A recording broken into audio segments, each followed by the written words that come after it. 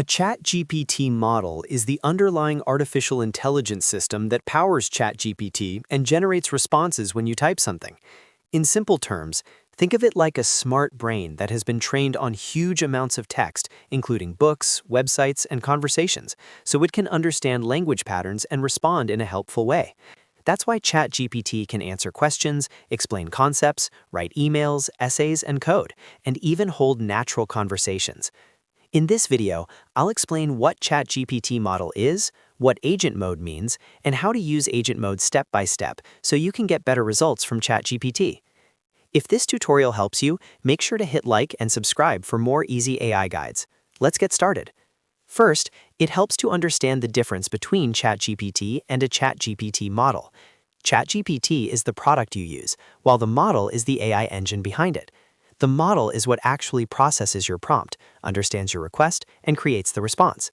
Different models can have different strengths, like faster answers, better reasoning, or stronger support for tools. Now let's talk about agent mode. Agent mode is a more advanced way of using ChatGPT, where the model can do more than just reply to a message. When tools are enabled, it can search, analyze, organize information, and complete multi-step tasks more like an assistant that works through a process for you. This is useful when you want ChatGPT to do real work instead of just giving a quick answer. To use agent mode, the first step is to open ChatGPT and select a model with tools enabled. Depending on the version you're using, this may be a model that supports browsing, advanced features, or other built-in tools.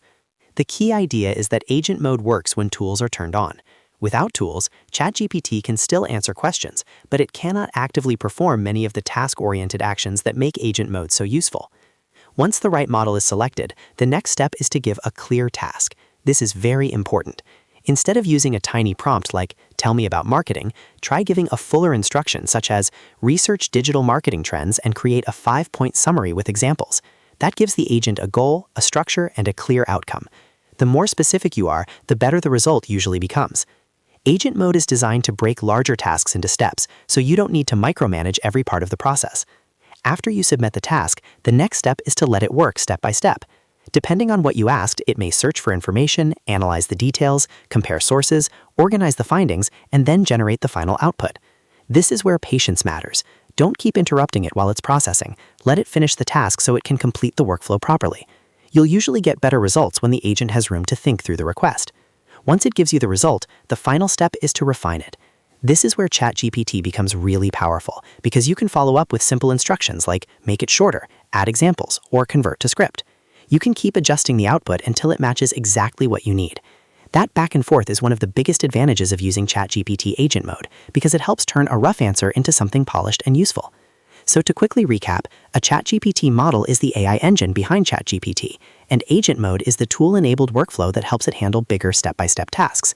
Open ChatGPT, choose a model with tools, give it a clear instruction, let it work through the task, and then refine the result with follow-up prompts. Once you understand that flow, you can use ChatGPT much more effectively for research, writing, planning, and everyday productivity. If this video helped you understand what ChatGPT agent mode is and how to use it, please hit the like button and subscribe for more AI tutorials just like this one. Thanks for watching, and I'll see you in the next video.